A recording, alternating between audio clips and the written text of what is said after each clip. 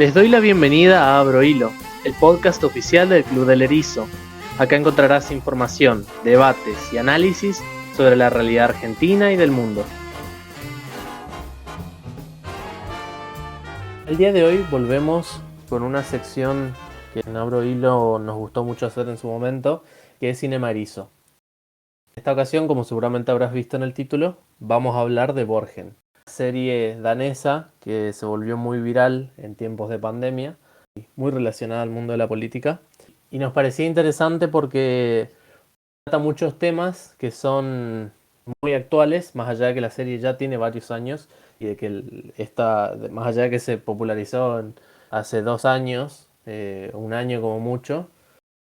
La realidad es que es bastante vieja, pero toca temas actuales. Eso es lo interesante de la misma. Eh, lo único que tengo para decir, sí, es que bueno, vamos a hablar un poco de todo un poco, de todos los temas que tocan, como hicimos las mismas dos aclaraciones en el capítulo anterior de Cinemar hizo. Lo primero es que, bueno, hacemos el disclaimer de que hay spoilers, así que si alguno no vio la serie y planea hacerlo y no les gustan los spoilers, bueno, capaz que no quiera arrancar por escuchar este episodio antes de ver la serie, pero igualmente lo invitamos luego a escucharlo, digamos, y a compartir con nosotros el análisis que hagamos de la misma. Y lo segundo es que justamente este capítulo y todos los que vendrán en el futuro no tienen que ver con la serie en sí, porque no somos analistas de cine, ni de series, ni de nada de eso. Simplemente nos gusta hablar de este tipo de cosas, de este tipo de series o producciones cinematográficas. Entonces tomamos de ejemplo esta serie para charlar de muchos temas que a nosotros nos interesan y que nos parecían que no podíamos dejar de tocar en el podcast, pero que de alguna manera nos quedaban colgados o no tenían tanto que ver con temas actuales. Entonces nos parecía buena oportunidad para tomar esta serie como ejemplo, digamos, e ilustrar un poco lo que viene a ser todas estas cuestiones. Así que bueno, esas son las dos aclaraciones básicas que hacemos y que vamos a hacer siempre. Y en el capítulo de hoy, así como el hoy estuvo en el anterior, en este me acompaña Facundo Pivetti, y un miembro permanente de este podcast que siempre está apareciendo. Y bueno, en esta ocasión, como él fue uno de los que también vio esta serie conmigo y nos encantó, bueno, lo quise invitar para que pueda hablar conmigo un rato y podamos conversar sobre esta serie. Bienvenido, Facu, ¿cómo estás? Bueno, hola, ¿qué tal? ¿Cómo les va a todos? Gracias por estar del otro lado. Así que bueno, sí, nos reúne esta serie que vos ya comentaste, Lucas. Así que bueno, cuando quieras empezamos a comentarla. Excelente, Facu. Bueno, yo creo que siempre está bueno cuando hablamos de estos capítulos eh, poder empezar por lo básico, que es, bueno, de qué trata Borgen y básicamente poner un poco a la gente al tanto de lo que vamos a hablar, porque me parece que eso es clave para que los que no la hayan visto o que la vieron hace mucho, porque también habrá de esos, bueno, que puedan entender un poco en dónde nos estamos ubicando. Entonces, Facu, ¿te gustaría comentar un poco sobre qué trata Borgen? ¿Cómo no? Bueno, Borgen es una serie del estilo político que muestra, en mi opinión, bastante bien cómo es el día a día y los sucesos políticos de la vida de la protagonista, en este caso Brigitte Nyborg, una política danesa, y las vicisitudes que va ocurriendo en su vida política, ¿no? La serie la muestra a ella ocupando diferentes roles en la política y cómo la dinámica del día a día en la política, la dinámica el trasfondo del poder y las negociaciones, las discusiones, la van llevando a tomar decisiones muy importantes para la política danesa y para su vida política. Básicamente, sin spoilear nada en específico, es de eso que va la serie. Genial, Facu. Sí, es clave entender que, bueno, esta serie, y doy un dato, digamos, que yo la verdad es que en el momento no, en el momento en que empecé a ver la serie y la terminé, la verdad es que no lo conocía, digamos, después me pregunté por qué se llamaba así. Y es que, bueno, Borgen es la forma coloquial e informal que tienen eh, de decirle a la casa de gobierno, donde reside, digamos, el primer ministro y los poderes del Estado, ahí en Dinamarca. Eso es un poco la razón de por qué se llama así. Me parece que está bueno siempre explicar, porque a veces los nombres de las series también dicen mucho, digamos, explican mucho de qué va a ir una serie. Eh, y el primer tema un poco que queríamos tocar es, claro, Borgen sucede, digamos, toma lugar en Dinamarca, entonces estamos hablando ahí de un sistema, de una monarquía parlamentaria, con todo lo que implica, digamos, un sistema parecido al que tienen la gran mayoría de los países de Europa, en Europa Occidental. Y bueno, y en ese sentido es que empieza, justamente decía Facu, digamos, la serie, en la cual, bueno, Birgit, que es la protagonista, no empieza siendo primera ministra, pero empieza siendo, digamos, una parlamentaria más ante un gobierno que justamente se acercaban las elecciones y bueno, y tenían que definir básicamente, bueno, quién iba a ser el próximo gobierno, si se mantenía eh, el primer ministro que estaba en ese momento, de los liberales, o si ella como líder de los moderados, ¿sí? Un partido de centro,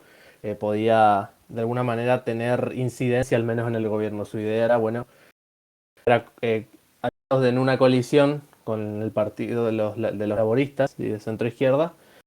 Y bueno, y en la cabeza de Brigitte, digamos, no se plantaban realmente que podían ganar las elecciones, como pasa, digamos, en la serie al principio. A partir de ahí, digamos, empieza un poco todo.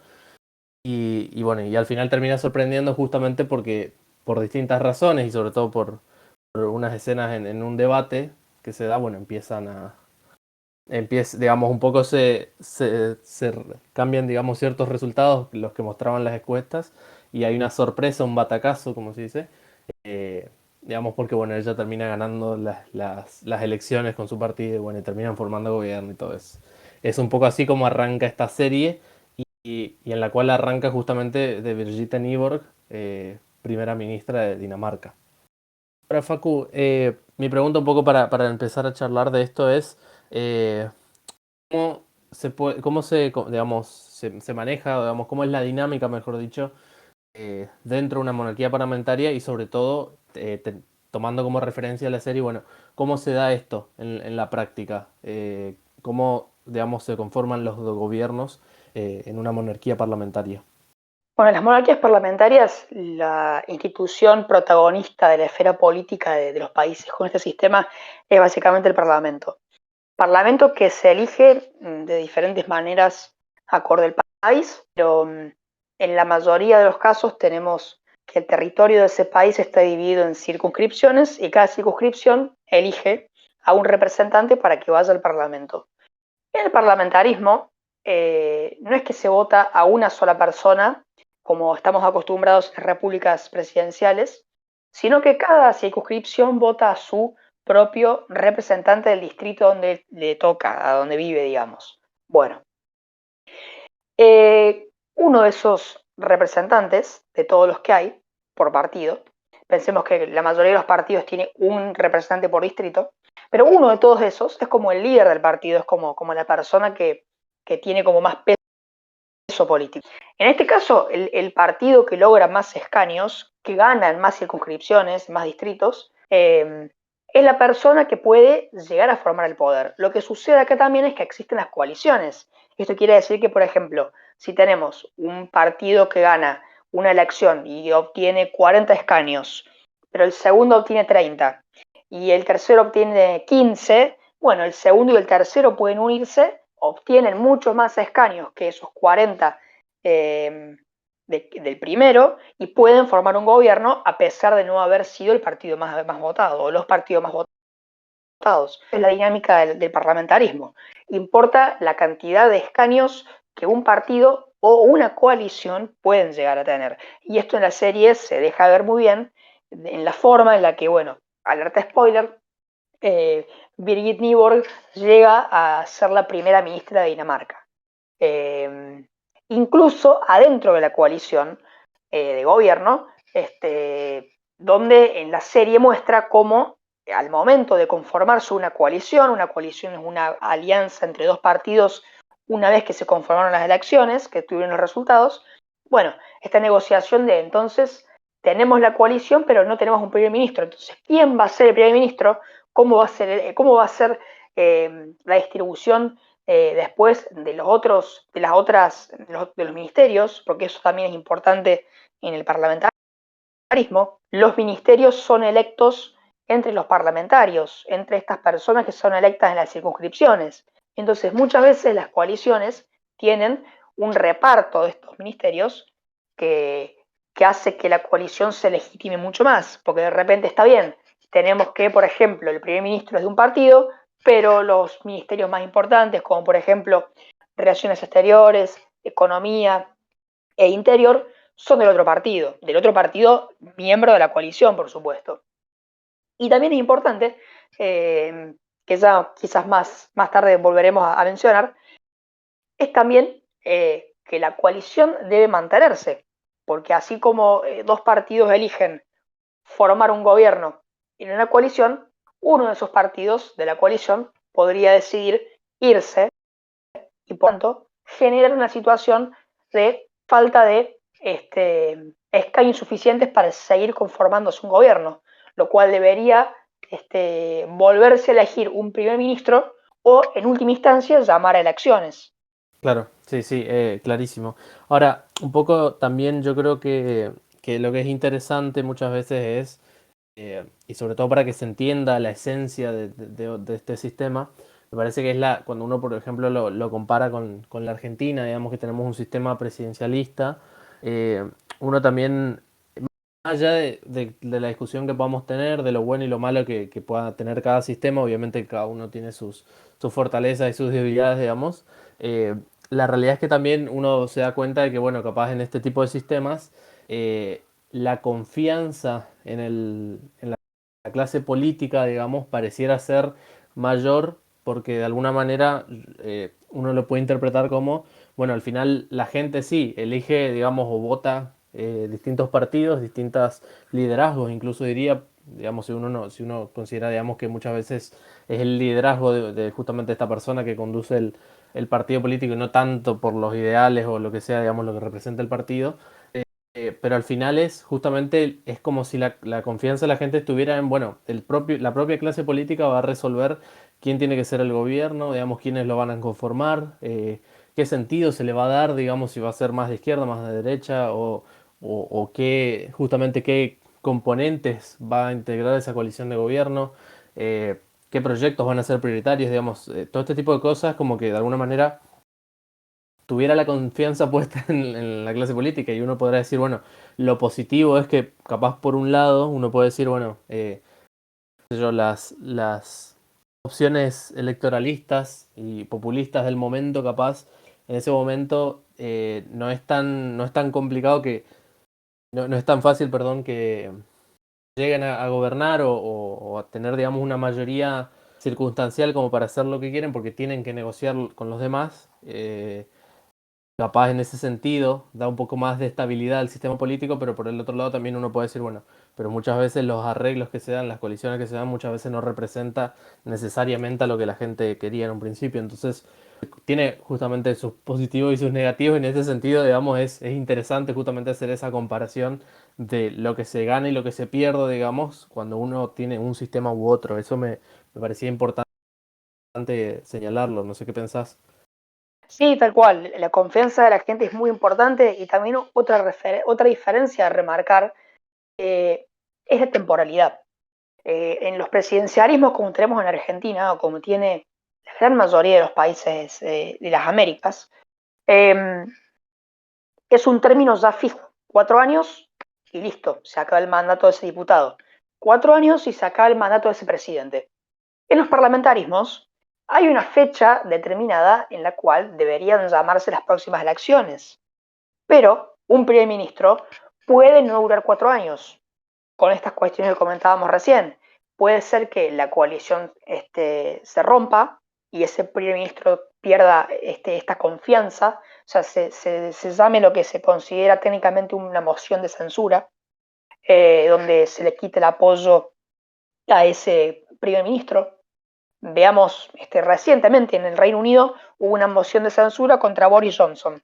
Bueno, Boris Johnson ganó esa moción de censura, o sea, no fue no fue apartado de su cargo, pero por la gran presión que hubo, fue apartado él, terminó renunciando a su cargo, a pesar de haber ganado la moción de censura, es decir, el Parlamento lo reivindicó como primer ministro, pero los costos políticos tan altos los llevaron a renunciar igual. Y sin embargo, no va a haber elecciones en el Reino Unido de nuevo. El próximo primer ministro va a surgir de los parlamentarios ya electos en la última elección. Y ya sí, si después de varias rondas de negociación no surge un primer ministro, bueno, ahí sí podríamos ver que se adelanten las elecciones de la fecha que está prevista. Pero los parlamentarismos, para resumir, tienen un mandato que cumplir los parlamentarios, estipulado de entre 4 o 5 años, dependiendo del país, pero también esa temporalidad no es rígida ni fija, sino que básicamente ese tiempo es para que el sistema se renueve democráticamente cada una determinada cantidad de años, pero no es sinónimo de que tengan que cumplirlo. Puede ser que dure mucho menos por estas cuestiones que te digo de censura que vos bien comentabas recién en tu participación. Sí, es interesante porque esta confianza muchas veces no va solo de, por ejemplo, si tienen un escándalo o no, porque obviamente que en el caso de Boris, por ejemplo, que nombrabas, tuvo mucho que ver con este tema de un caso análogo al del Olivos Gate acá en Argentina. Bueno, también pasó por la pandemia y todo eso. Fue una de las principales, digamos, una de las principales causas por las cuales querían realizarle la moción de censura, pero digo, al margen de eso, muchas veces esta confianza no está dada solamente por si estos gobiernos o estos gobernantes tienen este tipo de episodios, este tipo de escándalos, digamos, sino muchas veces también por las distintas leyes y proyectos que se tienen que tratar, digamos. Muchas veces cuesta más en este tipo de sistemas, o al menos es más complejo, poder justamente llegar a consensos mayoritarios para sacar, por ejemplo, presupuestos, para sacar leyes en particular que sean angulares en el proyecto de gobierno de un primer ministro. Entonces, muchas veces también es algo tan cambiante que decir, bueno, pudimos estar de acuerdo, digamos, en los presupuestos, pero, digamos, la siguiente ley o en el siguiente proyecto, uno de los sectores de la coalición no acompaña y no pueden sacar la ley. Entonces, muchas veces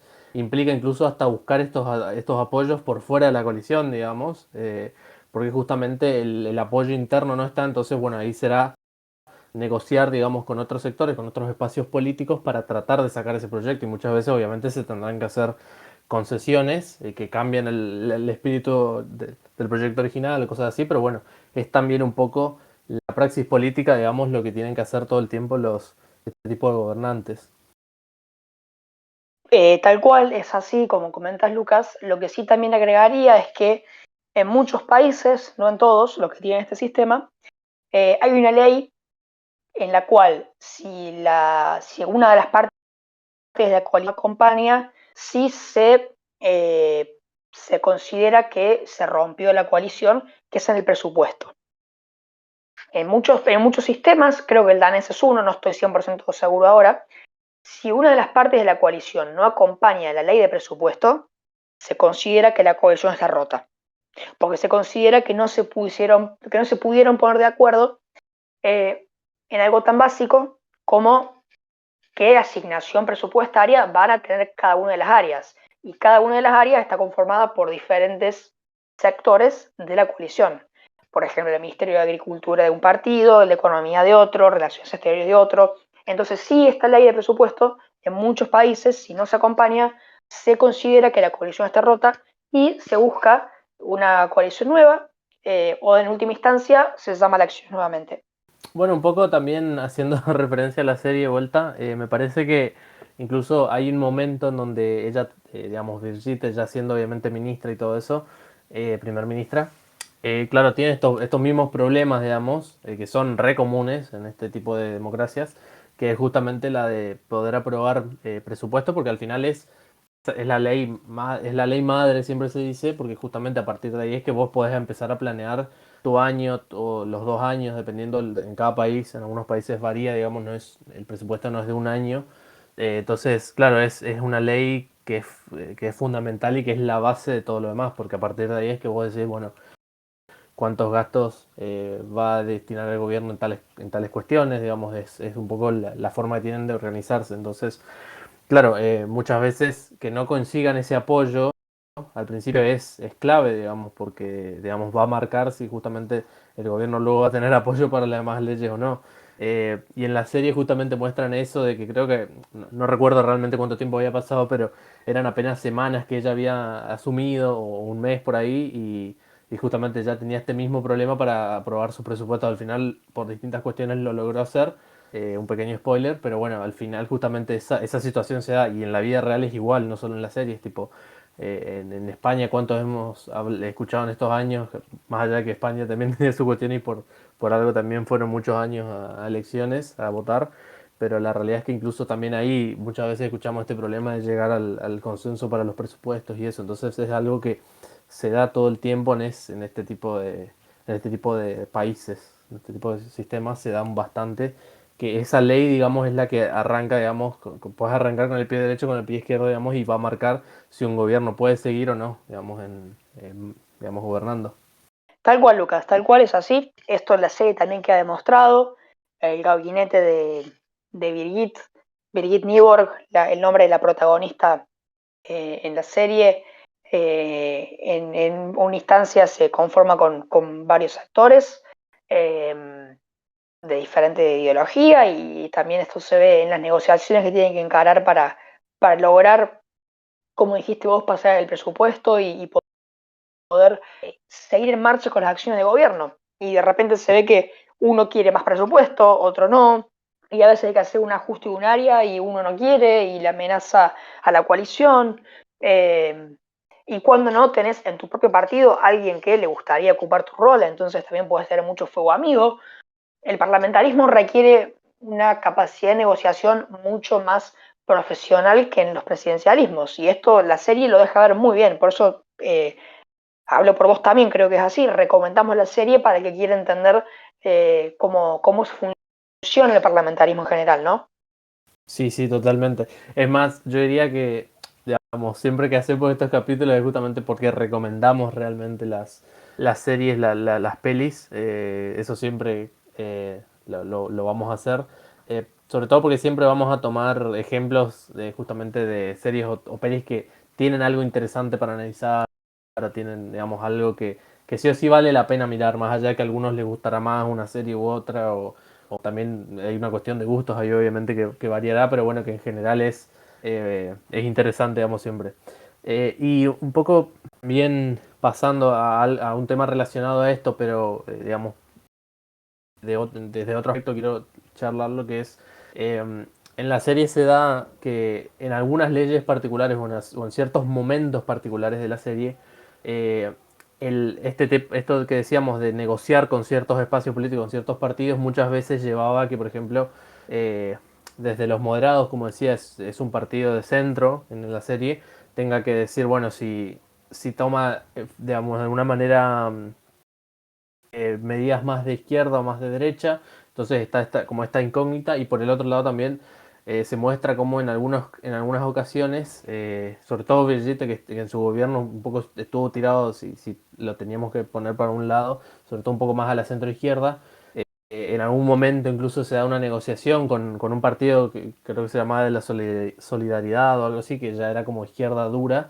y bueno, tenía que negociar con ella también, y bueno, y como que no estaba ese apoyo, lo mismo incluso cuando estaban los sectores más liberales o más de centro derecha también tenían que negociar con la extrema derecha, entonces como que se da que en la serie, así como se muestra muchas veces también en la realidad, que hay que negociar, digamos, a veces o tenés que tener en cuenta sectores que son más extremistas y que de alguna u otra manera, a pesar de que no suelen ser muchos, al menos en la serie, no tenían tantos votos, tanto apoyo en el Parlamento, igualmente sí podían condicionar a todo el sistema o al gobierno mismo, justamente porque esos votos eran necesarios a veces para sacar iniciativas. Tal cual, Lucas, es así también. Y algo que también me parece interesante también mencionar de la serie es que no solo pasa por la vida política y personal, que muestra el lado más humano de los políticos, ¿no? Virgil tiene hijos, tiene un esposo, un matrimonio, hay mucha historia con eso también, que está bueno que se vea también, pero si no también lo muestra desde el lado de la prensa, desde el lado del periodismo, cómo el periodismo cubre la política, cómo es la conversación y la negociación entre periodismo barra prensa y la política, cómo hay negociaciones, cómo hay un vínculo de la prensa con el poder. Es muy interesante ver eso también y muestra también cómo la prensa muchas veces juega un rol fundamental en la vida política, el tono en el que se comunica, la manera en la que se comunica, la importancia de cuando un político va a un piso, cómo un periodista puede hacérsela muy complicada y si pisa el palito puede hasta incluso llegar a perder legitimidad. Entonces, muy importante también es que la serie muestra la vida política desde la prensa. Eso había que mencionarlo también porque me parecía importante destacarlo, ¿no? Sí, sí. No, es que está bueno porque obviamente que eso creo que siempre lo tenemos que tener presente, que los políticos, bueno, son seres humanos como cualquiera de nosotros, más allá de, y esto lo decimos más allá de que ciertos políticos a veces quieran como aparentar, bueno, vivimos como ustedes o somos, la verdad es que muchas veces no es así, eso es cierto, pero de que a nivel más humano, a nivel personal, sí, muchas veces pasan por problemáticas, las mismas problemáticas o los mismos problemas que la gente común a veces, en algunos casos. Entonces está bueno también porque, claro, obviamente que al ser primer ministro, ser gobernante de un país, obviamente es también difícil compaginar, digamos, todo lo que tenés que hacer todo el tiempo, las energías, los recursos, y una cantidad de cosas, digamos, que te demanda la profesión, digamos, el trabajo en sí mismo, y justamente de alguna manera tratar de compaginarlo justamente con la vida privada, digamos, justamente porque una persona así no deja de tener una familia, no deja de tener una pareja, hijos a veces. Entonces, claro, es complicado a veces poder, poder hacer eso de complementar ambas vidas, porque bueno, sobre todo porque a veces si uno no, según el perfil de cada de una persona, claro, a veces no tiene como esta cuestión de mostrar la vida íntima y privada que uno tiene, digamos, uno quiere ser como una persona más menos vista, digamos, o menos que el foco no esté más de lo necesario al menos sobre la misma persona, pero muchas veces es difícil eso, digamos, porque sigue siendo una de las personas o la principal persona del país en algún momento. Sí, sí, tal cual, definitivamente, definitivamente la serie eso creo que lo muestra muy bien. Eh, y bueno, nada, creo que es también una de las cosas más ricas de la serie, ¿no? Esta diversidad de ópticas que te va mostrando, todo teniendo a la misma persona como protagonista, ¿no? Totalmente. Hay algo que también me parece que estaría bueno no dejarlo fuera, un tema que me parece muy importante dentro de la serie, eh, que se ve capaz incluso más fuerte que, por ejemplo, en Designated Survivor, que es eh, cómo, cómo importante es el asesoramiento político que muchas veces reciben los mandatarios, digamos, los gobernantes, los distintos políticos que existen, porque, claro, muchas veces también se da esta discusión de decir, bueno, vos decías, digamos, nombrabas a la prensa, por ejemplo, claro, muchas veces hay una cuestión que es de imagen, de comunicación, de lo que conviene en el momento, de pragmatismo, y de decir, saber adaptarte a las distintas situaciones que surgen en tu gobierno, y por el otro lado las propias motivaciones del político, decir, yo quiero que mi gobierno sea de esta manera, yo quiero avanzar sobre estos temas, yo quiero realizar mi agenda, para eso me eligieron, digamos, y se dan en muchos momentos de la serie esta discusión con su asesor, que en este momento no me estoy acordando el nombre porque era un nombre muy complicado, pero se da todo el tiempo esta discusión de decir, bueno, Vegeta a veces quería hacer una cosa y su asesor, digamos, le recomendaba otra. Y estaba esta discusión de decir, bueno, ¿qué es, con qué avanzamos, digamos, qué hacemos si en esta situación voy con lo que yo creo que tengo que hacer o voy con lo que teóricamente podría funcionar o que digamos, podría cuidar la imagen de la primera ministra, ¿sí? Como, digamos, distintas cuestiones que vos tenés que ir como de alguna manera sabiendo llevar, porque claro, en todo momento no será bueno avanzar con la propia agenda, sino, digamos, de alguna manera ceder en algunos puntos, en algunos temas, y en otro, bueno, también será justamente poder avanzar realmente y no sea todo el tiempo simplemente pensando, por ejemplo, en las encuestas o en lo que dice, digamos, el sentir del momento, sino también realmente avanzar con la agenda que uno se propone. Sí, tal cual, absolutamente. La serie creo que ahí también muestra otra óptica muy interesante que no habíamos hablado todavía, que es la de los que rodean a la figura política y también cómo ellos tienen objetivos, sus propios intereses y también tienen a quien responden, que no solamente, no siempre es al político que asesoran, sino que también puede ser que tengan sus propios intereses también en el ascenso en la carrera política. Eh, pero bueno, que no, tampoco queremos que esto sea mucho spoiler, ¿no? Para los que nos están escuchando, pero bueno, queramos más que recomendada la serie para que la miren. Sí, totalmente. Eh, Totalmente. Así que bueno, así como dije al principio, digamos, para los que la hayan visto, creo que van a poder disfrutar de este análisis. Yo creo que van a coincidir con varias de las cosas que dijimos. Obviamente que siempre estamos dispuestos también a recibir sus comentarios. Al menos en YouTube, digamos, cuando subimos los videos, bueno, también muchas veces nos sirve el feedback que puedan dejar. Y justamente en este sentido queremos que esta sección que hacemos dentro de Abro Hilo pueda ser una más interesante, digamos, y sobre todo que tenga este aspecto más de entretenimiento, más de algo más, si se quiere, relacionado justamente a lo cinematográfico. Muchas veces nos gusta más o nos entretiene. Bueno, también las películas, las series, lo que sea que mostremos, muchas veces también hay más de una cara o hay más una capa que uno puede sacar a partir de lo que uno ve. Entonces nos parecía importante justamente tocar esta serie. Así que bueno, recomendadísima. Incluso diría más para los que son fan de Borgen, si todavía no saben.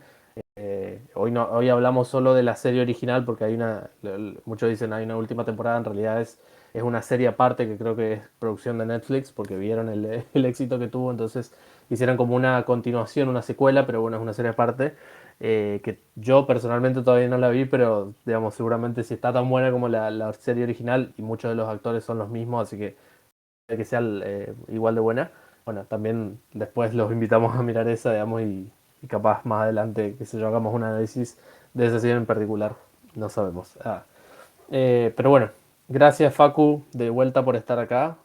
La verdad es un placer, digamos, siempre poder charlar con ustedes de distintos temas y bueno, gracias por haberte sumado esta vez.